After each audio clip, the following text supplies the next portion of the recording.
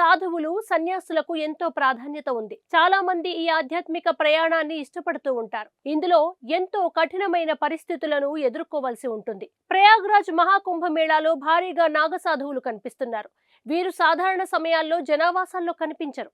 కుంభమేళా ముగియగానే హిమాలయాలతో పాటు ఇతర ఏకాంత ప్రదేశాలకు వెళ్లిపోతారు.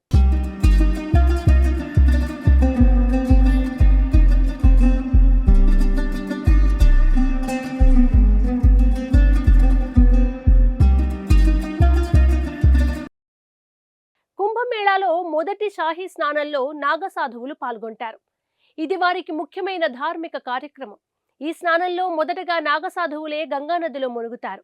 వారి శరీరంపై భస్వం, రుద్రాక్షమాల వారిని ఇతర సాధువుల నుండి వేరు చేస్తాయి.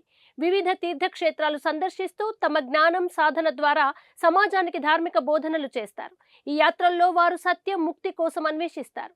శివాల మధ్య తపస్సు, విభూతి పూసుకోవడం, శరీరాన్ని త్యజించే సాధన ఇవి సాధారణ మనుషులకు అర్థం కాని మార్గం. ఈ మార్గం రహస్యంగా ఉంటేనే శక్తి పరిరక్షించబడుతుంది. అఘోరీల దారి మృత్యువుతో మొదలై మృత్యువుతో ముగుస్తుంది.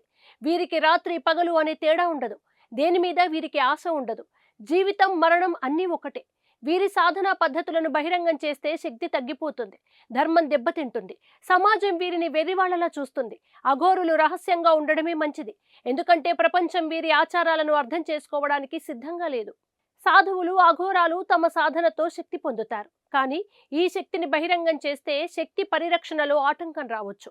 అందుకే వీరి జీవన విధానాలు రహస్యంగా ఉండడం ఎంతో మంచిది. హిందూ ధర్మం యొక్క ప్రాచీన శక్తి, సంప్రదాయాలను పరిరక్షించడం అవసరం. ఈ నిజాలు బయటికి రాకపోవడమే మంచిది. కొన్ని రహస్యాలు బయటపడితే ఈ ప్రపంచం తట్టుకోలేదు. వీరి రహస్యాన్ని గౌరవిద్దాం. సనాతన ధర్మాన్ని అపహాస్యం చెయ్యొద్దు. లేదంటే దాని ఫలితాలు మనమంతా భరించాల్సి వస్తుంది. అందుకే నాగసాధువుల విషయంలో మనం తలదూర్చకుంటే ఈ సృష్టి ప్రశాంతంగా ఉంటుందని, లేదంటే విపత్తు తప్పదు అంటున్నారు విశ్లేషకులు.